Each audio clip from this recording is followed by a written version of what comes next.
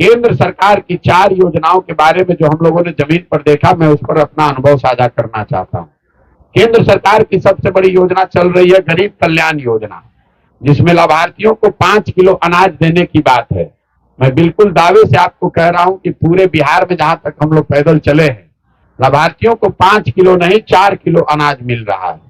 1 kilo अनाज भ्रष्टाचार की भेंट चढ़ रहा है, क्योंकि प्रति क्विंटल, इस बात को आप कैमरे पर नोट कर लीजिए, प्रति क्विंटल 40 रुपए प्रति क्विंटल के दर से जनप्रतिनिधि और अफसर मिलकर पैसा ले रहे हैं। और ज्यादातर जगहों पर विधायक भी इसमें शामिल हैं, उनका भी अपना शेयर है। प्रखंड के स्तर पर 15,000 से 25,000 क्विंटल जो अनाज आ रहा है, उसमें हर क्विंटल पे 40 रुपए की चोरी की जा रही है, जिसकी वजह से गरीबों को 5 किलो के बजाय 4 किलो अनाज ही मिल रहा है। दूसरी जो केंद्र सरकार की एक बड़ी योजना है, स्वच्छ भारत अभियान के तहत शौचालयों का बनाया जाना। तो पूरे 2500 गांव में चलने के बाद हम आपको बता रहे हैं कि कम से कम इसमें 2000 गांव ऐसा है, 80% से ज्यादा गांव ऐसे हैं जहां खुले में शौच आज भी जीवन की सच्चाई है। ओडीएफ पेपर पर घोषित कर दिया गया, लेकिन ज्यादातर गांवों में शौचालय, खुले में शौच जीवन की सच्चाई है। ऐसा इसलिए हुआ है कि शौचालय बनाने के लिए लाभार्थियों से अफसरों ने 2000 रुपए प्रति शौचालय लिया है। शौचालय बना कि नहीं, वो उसका कोई उपयोग कर रहा है कि नहीं, इसकी कोई चिंता नहीं कर रहा है। तीसरी एक जो बड़ी योजना है वो आवास योजना है। यहाँ पर इतने लोग गांव गांव में जहां भी हम लोग जाते हैं, लोग अपने घर की आवास की बात करते हैं। तो अभी तक जितने लोग हमको मिले हैं, उसमें ज्यादातर लोग इंदिरा आवास योजना के लाभार्थी ही हैं। जो नई योजना चल रही है प्रधानमंत्री आवास योजना, इसके लाभार्थियों की संख्या बहुत कम है। लेकिन जिन लोगों को इंदिरा आवास, प्रधानमंत्री आवास योजना में लाभ मिल रहा है, 1,40,000 रुपए की इस योजना में लोगों को 20,000 से 40,000 रुपए तक का घूस देना पड़ रहा है। जहां पर जनप्रतिनिधि पैसा नहीं ले रहे हैं, वहां पर भी 20 से 25,000 रुपया तो अफसर लेगा ही लेगा।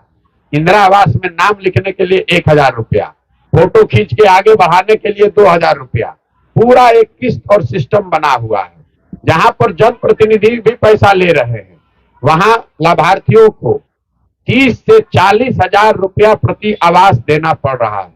और सरकार की हालत यह है कि पिछले वित्तीय वर्ष में अगर 100 घर के लिए पैसा केंद्र सरकार ने भेजना था, तो बिहार में सिर्फ 60 घरों का ही पैसा आया। 40 घरों के लिए तो पैसा हम लोग लेकर ही नहीं आए। पूरे भारतवर्ष में प्रधानमंत्री आवास योजना में बिहार सरकार का परफॉर्मेंस सबसे निचले स्थान पर है। 61% का यूटिलाइजेशन है पिछले साल। 40% लोग जिनको आवास मिल सकता था, हम लोग पैसा दिल्ली से लेकर ही नहीं आए।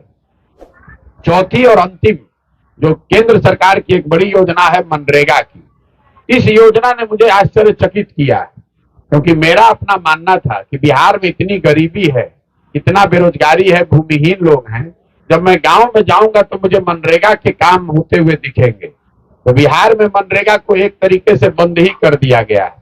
अभी तक 225 दिन में 2500 गांवों में हमको कहीं पर भी मनरेगा का सक्रिय काम होता नहीं दिखा है। लोग ये बताते हैं कि ये पेड़ मनरेगा में लगाया गया है, या ये आंगनवाड़ी या पंचायत भवन में मनरेगा का मजदूर ने काम किया है, लेकिन मनरेगा का कोई सक्रिय काम होता हुआ अभी तक हमको नहीं दिखा। पिछले साल मनरेगा में बिहार सरकार का यूटिलाइजेशन है 40%, 39 टू बी प्रिसाइज 39%। मतलब अगर 1,000 करोड़ रुपया दिल्ली की सरकार हम लोग को दे रही थी, तो हम लोग 600 करोड़ रुपया तो लेकर ही नहीं आए, 400 करोड़ रुपया ही लेकर आए गरीबों के लिए। और जो पैसा लेकर आए, मनरेगा में दलाली, भ्रष्टाचार, पीसी सबसे चरम पर है।